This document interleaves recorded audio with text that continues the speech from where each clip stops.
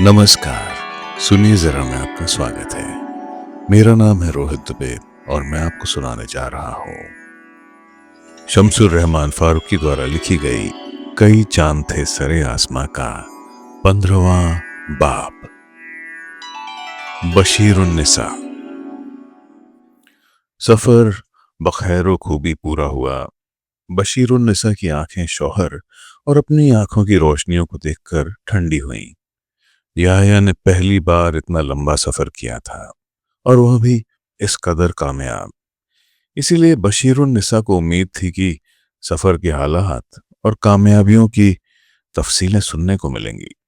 लेकिन याह्या कुछ खामोश खामोश था। शायद सफर की थकान है, बीवी ने सोचा। बीमारी गहरी या जानलेवा होगी, इस तरफ किसी का ध्यान ही नहीं गया। मोहम्मद याह्या के चेहरे का रंग कुछ पीलापन लिया हुआ काला पड़ गया था। उसका जी चाहता था कि किसी से कुछ कहना न पड़े और किसी की कोई बात मेरे कानों में न पड़े। बिस्तर से उठता तो अपने आप से वहशत लगती। जी चाहता घर से दूर कहीं चला जाऊं जहां ये सुबह शाम की झंझटें ना हो। लेकिन जब वह अपने कमरे की सीढ़ियां उतरकर नीचे आने का इरादा करता तो उसकी हिम्मत जवाब देने लगी। अगर किसी तरह वह लिबास बदलकर दुनिया का सामना करने के लिए तैयार होकर नीचे आ भी जाता तो वापस सीढ़ियां चढ़ना उसके लिए नंगा पर्वत की चढ़ाई जैसा हो जाता। सीने में उसी तरह का दर्द, लेकिन कुछ हल्का, गले में खुश्की और बाएं बाजू और कंधे में भारीपन महसूस होता। यह सब था, लेकिन किसी हकीम से मिलने का ख्याल उसे न आया। उसे इस बात से कुछ दिलचस्पी ही न रह गई थी कि वह बीमार है या बीमार हो सकता है। थोड़ी देर की तन्हाई भी नसीब होती तो उसकी मन की आंख ऐसी चीजों को देखती जिन पर हल्के पीलेपन मिले सुरमई रंग की निहायत बारीक गर्द की तहें चढ़ी हुई होती। ऊंटों के कजावे, घोड़ों की जीन और साज, पानी के बड़े बड़े मटके, सख्त पक्की मिट्टी के बने हुए या फिर पत्थर के बने हुए, लेकिन पानी शायद उनमें न था।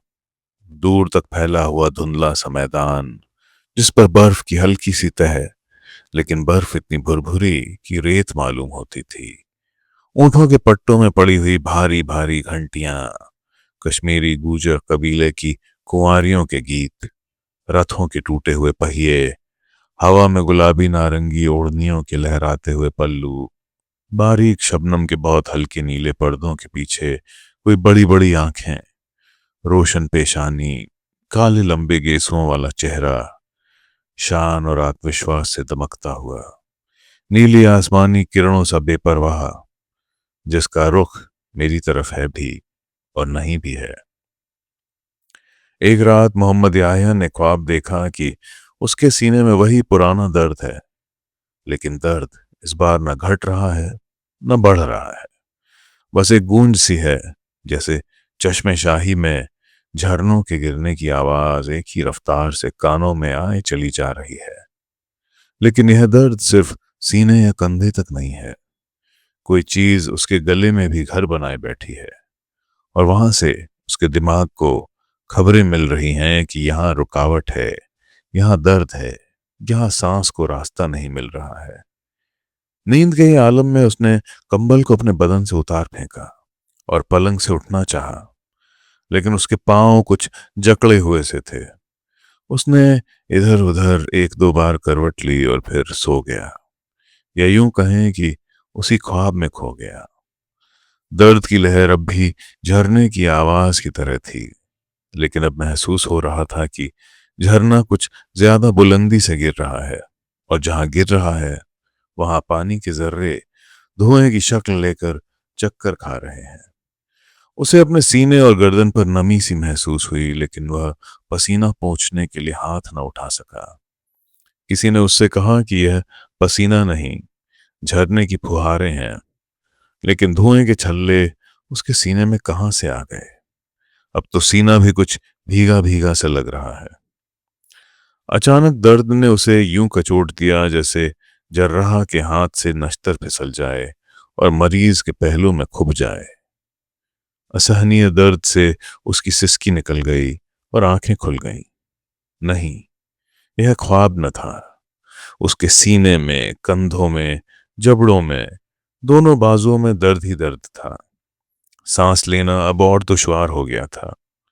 उसने बशीर उन निसा को पूरी कुव्वत से आवाज दी, लेकिन उसे अपनी आवाज सुनाई न दी। उसने हाथ से टटोलकर सुराही ढूंढी कि पानी से कुछ गला तर करूं। फिर उसने देखा कि मेरी आंख खुली भी हुई है और बंद भी है। यानी मैं ख्वाब नहीं देख रहा हूं, लेकिन किसी ने मेरी आंखें सख्ती से बंद कर रखी हैं।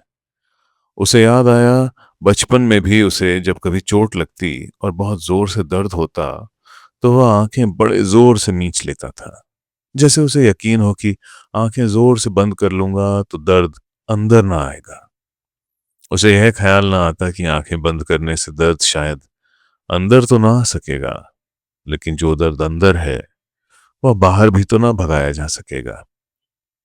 उसने दोबारा पूरी कुव्वत से बशीर उन निसा को पुकारा, लेकिन आवाज फिर भी न सुनाई दी।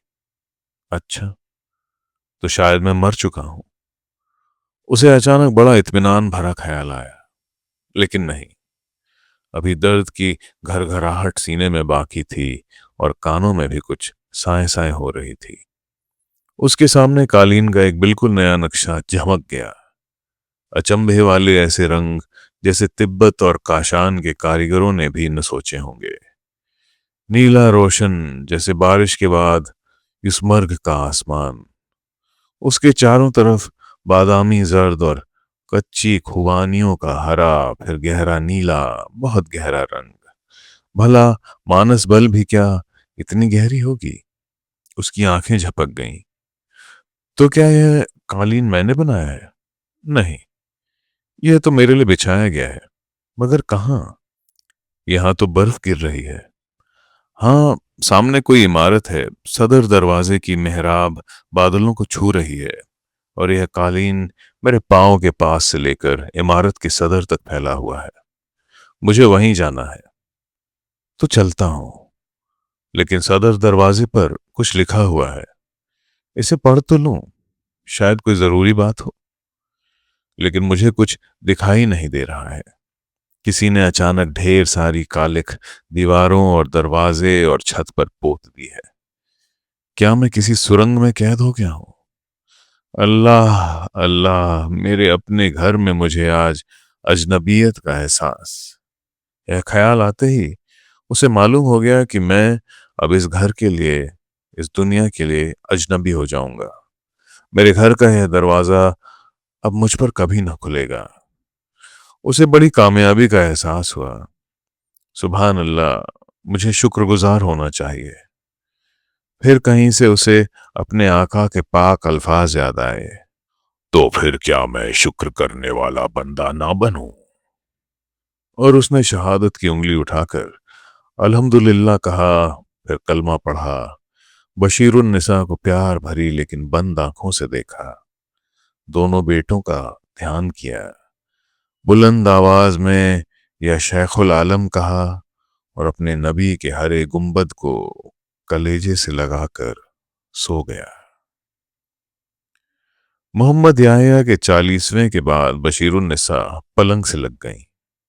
40वें के दिन तक तो वह भली चंगी थी, और एक दिन तो उसने बेटों से उनकी शादी के बारे में बड़ी खुशी खुशी हंस मुस्कुराकर बात भी की।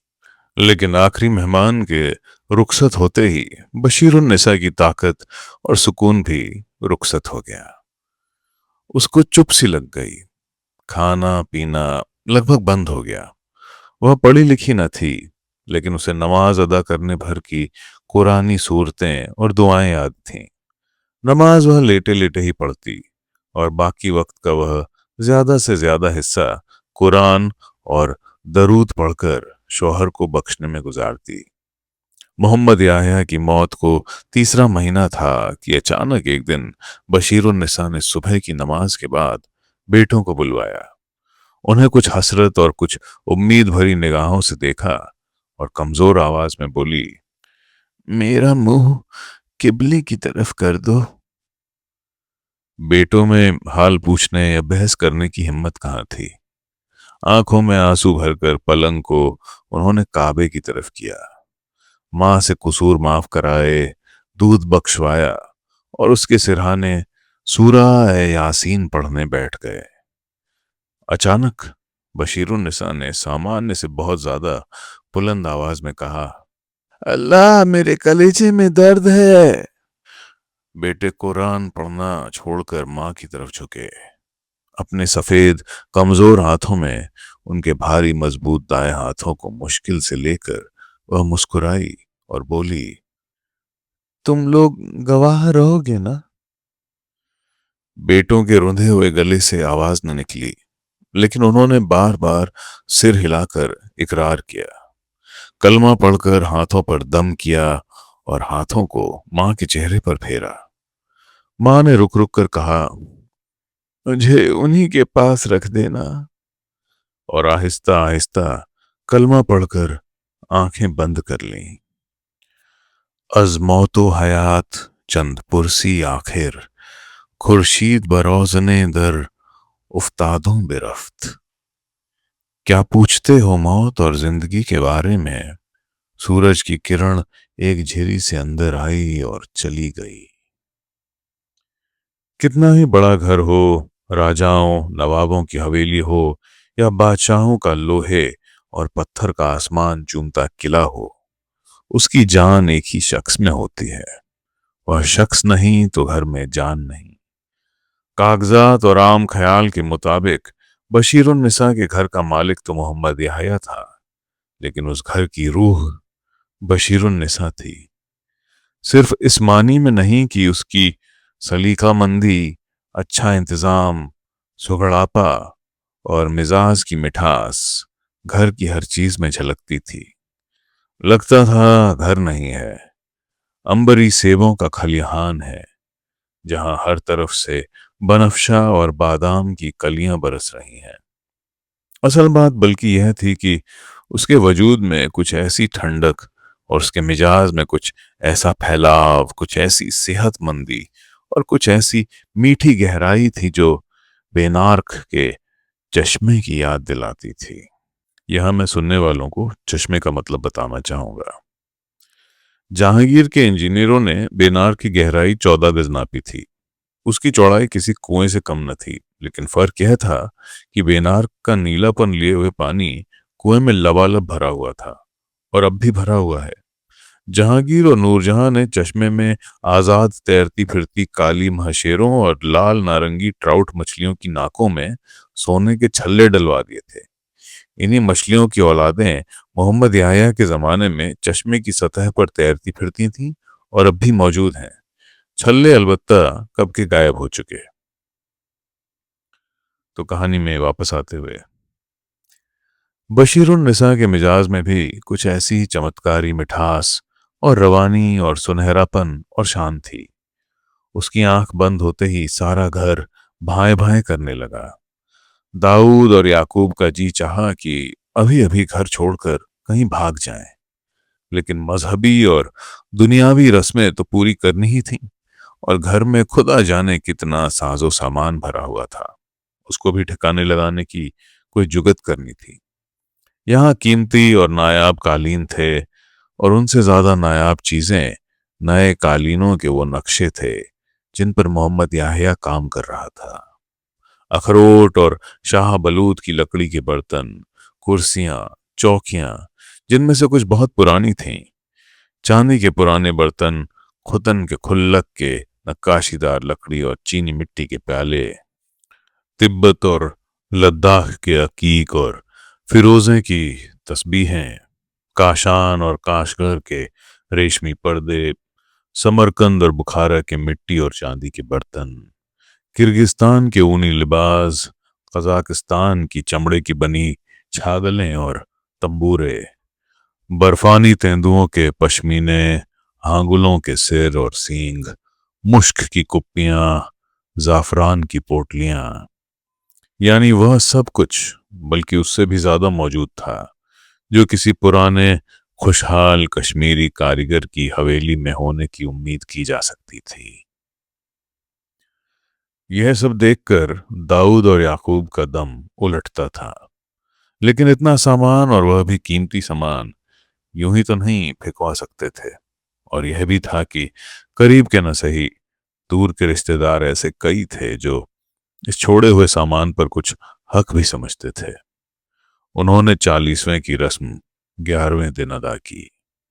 सभी रस्मों के खत्म हो जाने के बाद अकेले घर में उन्होंने साज उठाए, माँ के कमरे में गए और खुदा और पैगंबर साहब की तारीफ और सूफियाना शेर गाकर परवरदिगार की बारगाह में अपनी हस्ती का नजराना पेश करके दिल को कुछ तसल्ली बख्शी और माँ की पाक रूह पर फतीहा पढ़ी। सबसे पहले उन्होंने खुसरो की कसीदे नुमा स्तुति के शेर राग दरबारी में पढ़े।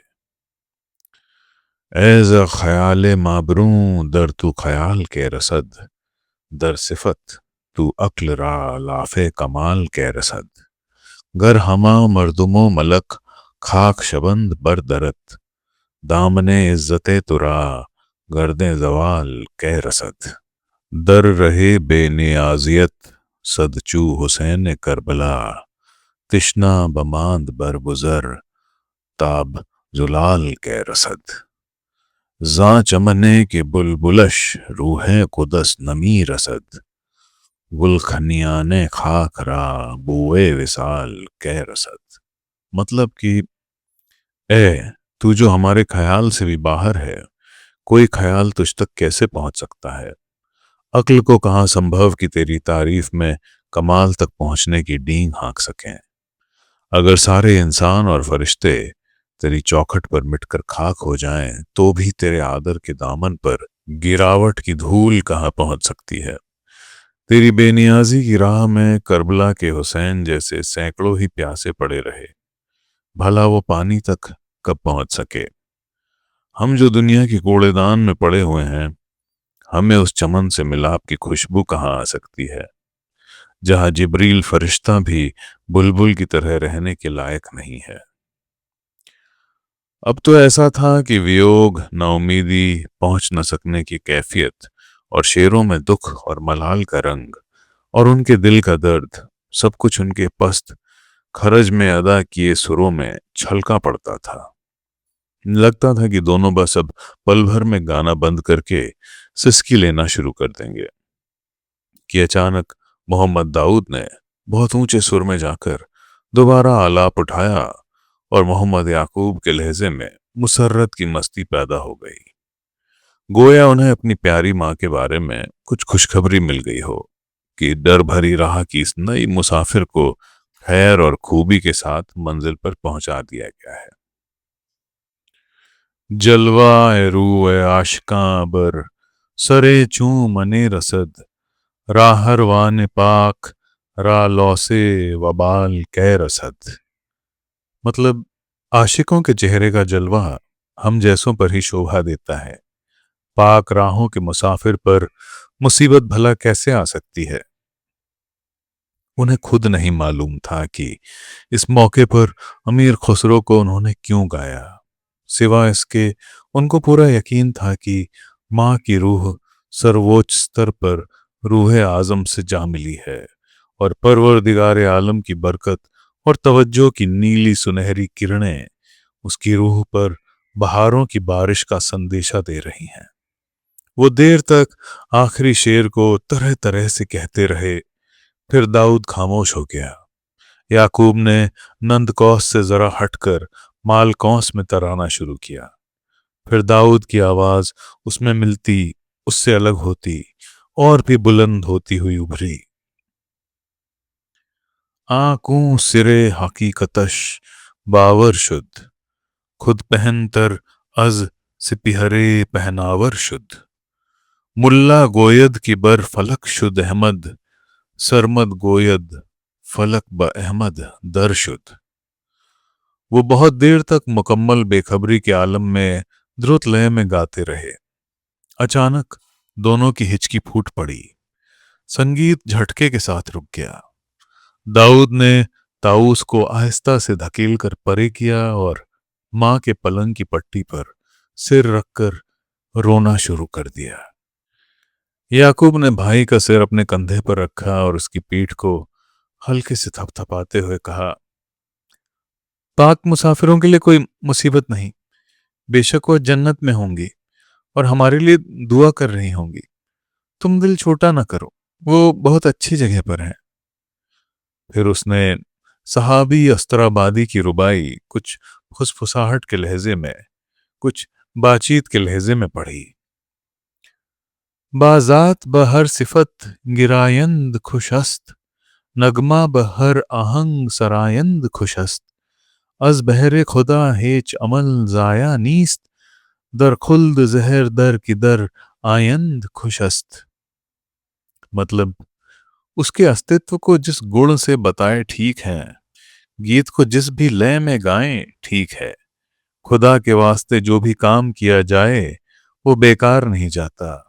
जन्नत में जिस भी दरवाजे से आए ठीक है। दाऊद के आंसू थमे तो याकूब को रोना आने लगा। उसने भी अपना दफ परे किया और मां के पलंग से लगकर बैठकर उसने कहा, अम्मा भी अब आप नहीं अम्मा भी अब आप नहीं है तो हम किसको सुनाएंगे। बाबा हमारे गाने पर खफा होते थे तो आप किन किन तरह उन्हें मनाती थीं। हमें अल्लाह ने वो मौका भी अता कर दिया है कि उन्होंने भरी महफिल में हमें गाते हुए सुना और शायद कुछ खुश भी हुए। अब ना वो हैं ना आप, तो फिर हमारा गाना भी ना रहेगा। अब तक उनके जहन में बात साफ न थी कि बर्फीले सुनसान मैदान, लंबी जिंदगी जो उन्हें बेमुरव्वत आंखों से घूर रही थी, अब कैसे और कहां गुजरेगी।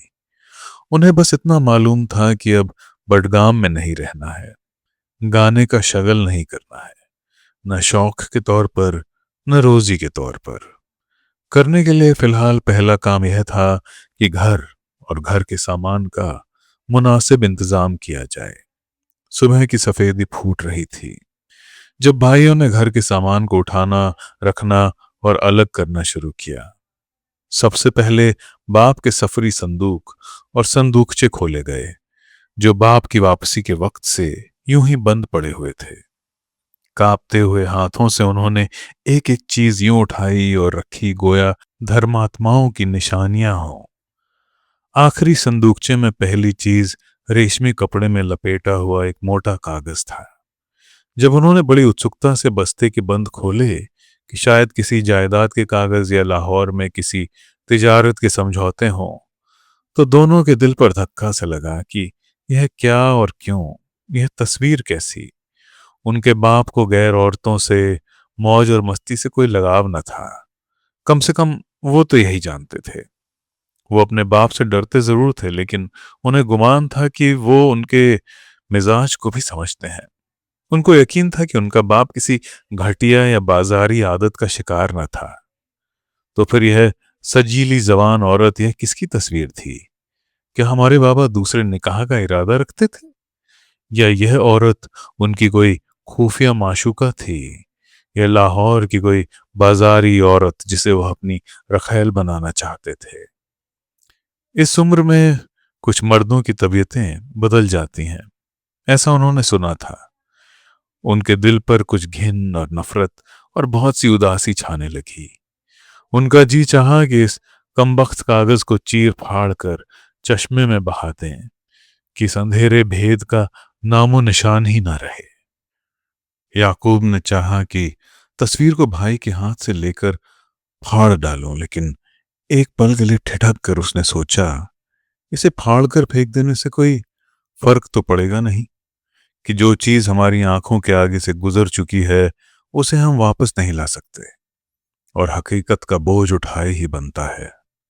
यह कभी सिर से उतरता नहीं, और किसे मालूम हकीकत क्या है। यह बहरहाल साबित है कि इस लड़की की तस्वीर बाबा के पास इस मकसद से रखी हुई नहीं थी कि वो उसे हमारे लिए पसंद करना चाहते थे। उसने कहा, बिरादर, जरा ठहरो, जरा इस मामले पर गौर कर लें। इसमें कुछ पेच ना हो। पेच क्या होगा बिरादर? दाऊद ने कुछ झल्लाकर जवाब दिया। अफसोस जरूर है, पेंच भला क्या होगा? उसने दोबारा जरा ऊंचे लहजे में कहा। नहीं, जरा गौर करो, ये औरत मुसलमान तो है नहीं, लेकिन कोई वैश्या भी नहीं लगती। ये शान, ये रौब, ये आत्मविश्वास, माथे पर नूर। तुम भी क्या बात कहते हो बिरादर? मुझे तो जल्दबाजी न करो। ऐसी हसीन कमर, ऐसा स्वर्गीय आभा लिया चेहरा, इसमें कुछ भेद है। हमारे बाबा ऐसे न थे। ये तो किसी दूर देश की रानी है। किसी बात पर खुश होकर उसने हमारे बाबा को अपनी तस्वीर तोहफे में अता कर दी होगी। हमारी तरफ की या मुल्क पंजाब की बीवी तो यह है नहीं। अब दाऊद ने जरा संभल कर तस्वीर को देखा। एक पल के लिए उसके दिल पर कंपकपी छा गई, और फिर यह कंपकपी उसके हाथों में उतर आई। अजब तीखी सी मुस्कुराहट थी। ऐसा लगता था तस्वीर वाली उसके ख्यालात से वाकिफ होकर दिल ही दिल में उस पर हंस रही है। तुमने समझा भी तो क्या समझा? हर कोई अपनी अपनी हिम्मत के मुताबिक सोचता है। मैं तुम्हारी आम इंसानी सोचों से बहुत दूर हूं। दाऊद ने फिर गौर से देखा। तस्वीर वाली के होठों पर हल्की मुस्कुराहट की सुर्खी थी, और चेहरे के गोरापन लिए हुए रंग में कुछ गर्मी सी झलक उठी थी। अभी अभी तो यह तस्वीर सिर्फ तस्वीर थी, अब अचानक इसमें जिंदों वाली बात कैसे पैदा हो गई?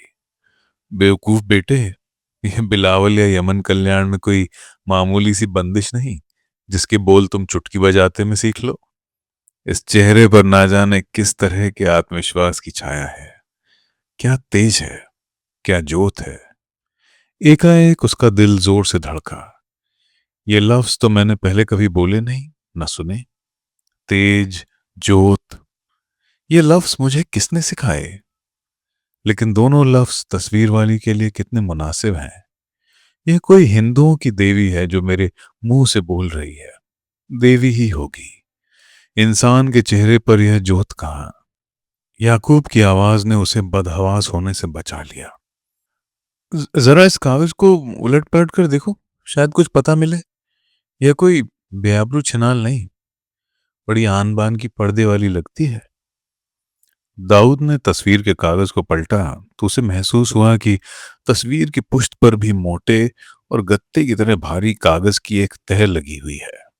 गोया तस्वीर को महफूज करने और उसकी पुष्ट को नमी और तेल वगैरह से बचाने की यह तरकीब की गई है। बहुत आहिस्ता आहिस्ता पतले चाकू की नोक दोनों कागजों के बीच में डालकर उन्होंने पुश्ते को अलग किया, तो तस्वीर की दूसरी तरफ बिल्कुल बीच में निहायत उम्दा, थोड़े से शिकस्ता आमेज अक्षरों में लिखी हुई इबारत साफ नजर आने लगी। यह कुछ अरबी में थी, कुछ फारसी में। उसका अनुवाद कुछ ऐसा था। बनी ठनी के नाम से मशहूर श्री राधा जी का काल्पनिक चित्र, उस्ताद और बेजोड़ कारीगर हजरत मोहम्मद याया बड़दामी कश्मीरी की खिदमत में मोहब्बत और भाईचारे का तोहफा। अल्लाह उनकी उम्र लंबी करे और उनकी फनकारी को और चमकाए। अहकर गिरधरनाथ नक्काश, निवासी हरियाली की तरफ से, जो कमतरीन रैयत राय रायान महाराजा किशनगढ़ सूबा अजमेर राजपूताना का है। तस्वीर का भेद तो खुल गया। कृष्ण जी और राधा की लीलाओं से वो अनजान न थे। बनी ठनी की बात समझ में न आई, लेकिन इसमें तो कोई शक न था कि यह तिलिस्म सब ख्याली है, और उन्हें अपने बाप के बारे में वहशत या शर्मिंदगी में घिरे रहने की कोई वजह न थी। जाहिर है कि उन्हें यह खबर न लग सकती थी कि इस तस्वीर ने उनके बाप के सब्र और होशो हवास की पूंजी पर कैसी रहजनी की थी। लेकिन उन दोनों भाइयों के भी रग रेशे में उसकी आग इस तरह दौड़ने लगी थी जिस तरह बनफशा की पंखुड़ी में सुबह की हवा की नमी उतर जाती है। दोनों ने एक दूसरे को देखा, फिर श्री राधा की तस्वीर को देर तक तकते रहे। जुड़वा होने की वजह से एक पर दूसरे की अंदरूनी हालत और कैफियत अपने आप बड़ी हद तक खुल जाती। अक्सर ऐसा होता, एक भाई जो बात कहना चाहता वही बात दूसरे की जुबान पर एकाएक आ जाती, या एक भाई कहीं जाने का इरादा करता तो दूसरा उसी जगह की तारीफें शुरू कर देता। एक को किसी शख्स या चीज से वहशत या बेदिमागी होती तो दूसरा भी उस शख्स या चीज के बारे में यही महसूस करता। गाने में उनकी जुगलबंदी इसलिए अक्सर दो के बजाय एक गायक की छाप छोड़ने लगती थी, और जाहिर है कि इस खूबी में उनका कोई सानी न था। दोनों की निगाहें तस्वीर के चेहरे से एक साथ उठी। दाऊद ने कहा, किशनगढ़, हमारे दादा वहीं के थे। याकूब ने जवाब दिया, कहते हैं दादी ने एक बार बाबा से कहा था कि बेटा, तुम्हारा दिल किशनगढ़ जाने को तो नहीं चाहता। बाबा उस वक्त छोटे थे, लेकिन उन्होंने जवाब दिया था कि वहां मेरा कौन है और यहां मेरा सब कुछ है। मेरे बाप ने भी तो तुम्हें और इस मुल्क को अपना लिया था। मैं यहां से कहीं नहीं जाऊंगा। दाऊद की आंखें भर आईं। लेकिन अब हमारा यहाँ कौन है? बाबा ने यह तस्वीर इस कदर संभाल कर क्यों रख ली थी? मैं सोचता हूं इसमें उनका कोई भेद रहा होगा। हम्म से भेद काहे का? दूर दराज के कारीगर थे, गैर मुल्क से आए थे, उनका तोहफा था। लेकिन मुझे तो इसमें कोई शगुन नजर आता है। और बिरादर, हमने तो यहाँ ना रहने का इरादा भी कर लिया है। गैर मुल्क, गैर लोग, हम न वहां की जुबान से वाकिफ हैं न धर्म संस्कृति के जानकार। जरा सोच लो, क्या कह रहे हो? गाने बजाने और तिजारत के लिए हमने कहाँ कहाँ के शहर गांव की खाक नहीं छानी है। दिल्ली और अजमेर न सही, लाहौर तो हम कितनी बार गए हैं। मगर ये तस्वीर तो बिल्कुल ख्याली है बिरादर। हुनर वालों के लिए कोई दर बंद नहीं, हम ख्याल को अमल में बदल लेंगे। याकूब ने हंसकर कहा। इसके बाद दोनों में इस मौजू पर कोई बात नहीं हुई, लेकिन दोनों को मालूम था कि अब हमें किशनगढ़ जाना है। वहां क्या करेंगे, कहाँ रहेंगे, ये बातें गैर अहम मालूम होती थीं। उन्होंने फौरन ही घर खाली करना शुरू कर दिया। घरेलू इस्तेमाल की लगभग सारी चीजें उन्होंने खैरात कर दी। कर्ज किसी का कुछ था नहीं, ना ही कोई ऐसा करीबी अजीज था जिसे शरीयत के हिसाब से हिस्सा मिलता। इसलिए ज्यादातर कीमती सामान उन्होंने दूर के रिश्तेदारों, रोज के आने जाने वालों और जरूरतमंदों में बांट दिया। चंद चीजें और नकदी का बड़ा हिस्सा उन्होंने अपने लिए रखा। बाकी सब कुछ मदरसे को भिजवा दिया। मकान उन्होंने न बेचा, लेकिन ताला डालकर वहां एक पहरेदार जरूर लगा दिया और उसकी तनख्वाह के लिए मुस्तकिल बंदोबस्त भी कर दिया। सदर दरवाजे के सामने सख्त जमीन थी। बड़ी मुश्किल से उसे खोद कर जगह बनाई गई और गाने बजाने के साजो सामान वहां दफन करा दिए गए। वालिदा को उन्होंने बाप की बगल में जमीन के सुपुर्द किया और मजार के पत्थर पर सिर्फ यह लिखवाया, बशीरुन्निसा बेगम जन्नत आरामगाह, खो की अज महरे तू, शुद शीरो ब तिफली खुरेदम, बाज आंखों शुदा अज दीदा बरूमी आयद, सोगवार बेटे दाऊद व याकूब, सन 1207 हिजरी सल्लल्लाहु अलैहि वसल्लम। मतलब कि वो खून जो आपकी मोहब्बत से दूध बन गया था और हमने उसे बचपन में पिया, अब वही दूध फिर से खून बनकर आंखों से बाहर आ रहा है। लाहौर से वो कसूर, फिरोजपुर, मलेरकोटला और हिसार होते हुए रेवाड़ी पहुंचे, जहां से शेर शाह की शाहराह दिल्ली की तरफ मुड़ती थी। दिल्ली यहां से बहुत दूर न थी, लेकिन उनके दिलों के पर्दे पर राजपूताना की रेगिस्तान की धुन बज रही थी। हजरत दिल्ली से उन्हें क्या काम था? अमीर खुसरो का शेर पढ़कर वो लोहारू की राह लेकर अलवर की तरफ बढ़े। हजरत दिल्ली कनफदीनो दाद, जन्नत अद्दल अस्त की आबाद बाद। मतलब, दीन और दाता की पनाहगाह दिल्ली इंसाफ की जन्नत है, हमेशा आबाद रहे। अलवर से आगे कई राहें मिलती और अलग होती थीं। उनमें अकबर के जमाने की सड़क भी थी, जो आगरे से बांदी कोई होती हुई अजमेर को निकल जाती थी। यह वही सड़क थी जिस पर पैदल चलकर अकबर ने आगरा से अजमेर तक की दूरी तय की थी। शहजादा खुर्रम ने अपनी मेवाड़ की मुहिम के दौरान अलवर और जयपुर को बांदीकुई और अजमेर से सीधे एक चौड़ी सड़क के जरिए जोड़ दिया था। किशनगढ़ इसी जयपुर और अजमेर शरीफ की शहराह पर कामोबेश आधे रास्ते पर था। उन्हें किशनगढ़ पहुंचने की इस कदर जल्दी थी कि उन्होंने जयपुर में सवाई राजा जयसिंह की वेधशाला भी देखने की फिक्र न की, जो 40 साल की मुद्दत के बाद भी पर्यटकों और खगोलविदों को अपनी तरफ खींचती थी। जयपुर तक तो उनके कई हमसफर थे, बल्कि एक छोटा सा काफिला था, लेकिन ये सब हीरों और कीमती कपड़ों के व्यापारी थे। उन्हें जयपुर में लेन देन के बड़े बड़े मामले तय करने थे, लिहाजा काफिला वहां पहुंचकर सफर से पड़ाव में बदल गया। दाऊद और याकूब ने साथियों को वहीं छोड़ा, 4 घोड़े खरीदे, रास्ता दिखाने वाले के रूप में एक साइस को साथ लिया और अल्लाह का नाम लेकर चल पड़े।